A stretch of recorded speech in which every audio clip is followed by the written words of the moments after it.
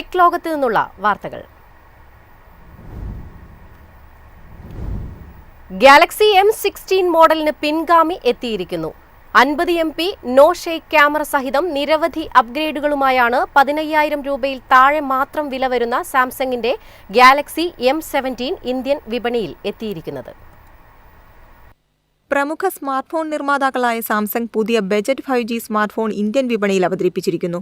ഗാലക്സ് M17 എന്ന പേരുള്ള ഈ പുതിയ മോഡൽ 15,000 രൂപയിൽ താഴെയുള്ള വിഭാഗത്തിലാണ് പുറത്തിറക്കിയിരിക്കുന്നത്. മുൻ മോഡലായ M16നേക്കാൾ മികച്ച ഫീച്ചറുകളുമായാണ് M17 എത്തിയിരിക്കുന്നത്. മൂൺലൈറ്റ് സിൽവർ, സഫയർ ബ്ലാക്ക് എന്നീ 2 നിറങ്ങളിൽ ഫോൺ ലഭ്യമാകും. സ്മാർട്ട്ഫോണിന്റെ രൂപകൽപ്പനയും പ്രധാന സവിശേഷതകളും ആമസോണിന്റെയും സാംസങ്ങിന്റെയും ഔദ്യോഗിക വെബ്സൈറ്റുകൾ പരിചയപ്പെടുത്തുന്നതിനായി പ്രത്യേക പേജ് ഒരുക്കിയിട്ടുണ്ട്. കോണിംഗ് ഗൊറില്ല ഗ്ലാസ് ഫിക്ടർ സംരക്ഷണത്തോടുകൂടിയ 6.7 inch super AMOLED display ഫോണിനുണ്ടാകും.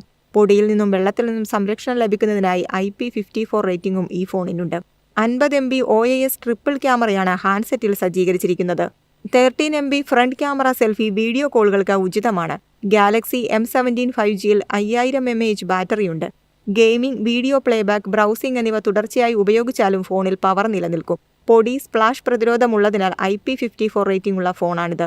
News desk MyFin TV. വില പ്രഖ്യാപിക്കും മുൻപേ താരമായി സ്കോഡ ഒക്ടാവിയ RS. ബുക്കിംഗ് ആരംഭിച്ച് വെറും 20 മിനിറ്റിലാണ് ഒക്ടാവിയ RS വിറ്റുതീർന്നത്. ഒക്ടോബർ 6-ന് ആരംഭിച്ച ബുക്കിംഗ് 20 മിനിറ്റ് പിന്നിട്ടപ്പോൾ തന്നെ ഇന്ത്യയ്ക്കായി അനുവദിച്ച 100 മോഡലുകളും വിറ്റുപോയി എന്നാണ് സ്കോഡ അറിയിക്കുന്നത്. ഒക്ടോബർ 17-നാണ് 4ാം തലമുറ ഒക്ടാവിയ RS വിപണിയിലെത്തുക. ഭാരത് മൊബിലിറ്റി എക്സ്പോ 2025-ലാണ് ഈ പെർഫോമൻസ് സെഡാൻ ആദ്യമായി ഇന്ത്യയിൽ പ്രദർശിപ്പിച്ചത്. തുടക്കത്തിൽ 100 മോഡൽ മാത്രമായിരിക്കും വിൽപ്പനയ്ക്കെത്തുക.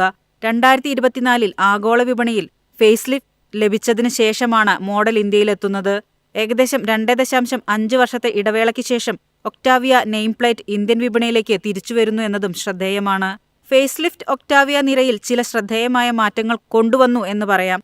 വലിയ വീലുകൾ, സ്പോർട്ടിയർ ബമ്പറുകൾ, ബൂട്ട്ലിപ്പ് സ്പോയിലറുകൾ എന്നിങ്ങനെയുൾപ്പെടെ കൂടുതൽ സ്പോർട്ടിയർ ഡിസൈൻ ഘടകങ്ങൾ RS പതിപ്പ് ചേർക്കുന്നു. ഇന്ത്യയിൽ മുൻപ് സ്റ്റാൻഡേർഡ് 4ാം തലമുറ സെഡാനിൽ നൽകിയിരുന്ന 10 ഇഞ്ച് യൂണിറ്റിൽ നിന്ന് വ്യത്യസ്തമായി RSൽ 13 ഇഞ്ച് ടച്ച് സ്ക്രീൻ സ്റ്റാൻഡേർഡായി വരുമെന്നാണ് പ്രതീക്ഷിക്കുന്നത്. മുൻ പതിപ്പുകളെപ്പോലെ പുതിയ ഒക്ടാവിയ RSഉം ഒരു CPU യൂണിറ്റായി ഇന്ത്യയിലെത്തും. അതിനാൽ എക്സ് ഷോറൂം വില 50 ലക്ഷം രൂപയ്ക്ക് മുകളിലായിരിക്കുമെന്നാണ് report. News desk MyFin TV. 2025-ലെ ആദ്യ 6 മാസം കൊണ്ട് ഇന്ത്യയിൽ നിന്നുള്ള ഐഫോൺ കയറ്റുമതി $10 ബില്യൺ എത്തിയതായി റിപ്പോർട്ട്. ഇന്ത്യ അതിവേഗം ഒരു ആഗോള സ്മാർട്ട് ഫോൺ നിർമ്മാണ കേന്ദ്രമായി മാറിക്കൊണ്ടിരിക്കുകയാണെന്ന് ഈ കണക്കുകൾ വ്യക്തമാക്കുന്നു.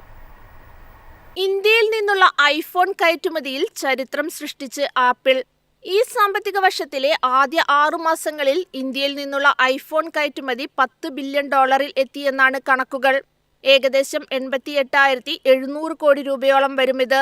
കഴിഞ്ഞ വർഷം ഇതേ കാലയളവിലെ $5.71 ബില്യൺ താരതമ്യം ചെയ്യുമ്പോൾ ഇത് 75% വർധനവാണ്. സെപ്റ്റംബറിൽ കയറ്റുമതിയിൽ വൻ വർധനയുണ്ടായി. $1.25 ബില്യൺ ഐഫോണുകൾ സെപ്റ്റംബറിൽ മാത്രം ഇന്ത്യയിൽ നിന്ന് കയറ്റുമതി ചെയ്തു. കഴിഞ്ഞ വർഷത്തെ $490 മില്യൺ താരതമ്യപ്പെടുത്തുമ്പോൾ ഇത് 155% വർധനവാണ്. ഇപ്പോൾ പ്രോ മാക്സ്, എയർ എന്നിവയുൾപ്പെടെ എല്ലാ ഐഫോൺ മോഡലുകളും ആപ്പിൾ ഇന്ത്യയിൽ നിന്ന് നേരിട്ട് അന്താരാഷ്ട്ര വിപണികളിലേക്ക് ഷിപ്പ് ചെയ്യുന്നു. മുമ്പ് ഇന്ത്യയിൽ നിർമ്മിച്ച പ്രോ മോഡലുകൾ അന്താരാഷ്ട്ര വിപണികളിൽ എത്താൻ നിരവധി മാസങ്ങൾ എടുത്തിരുന്നു.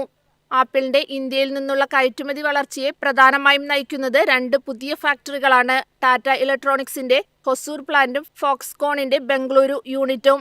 ഈ ഫാക്ടറികൾ കൂടി വന്നതോടെ ഇന്ത്യയിലെ ആകെ ഐഫോൺ ഫാക്ടറികളുടെ എണ്ണം 5ആയി ഉയർന്നു.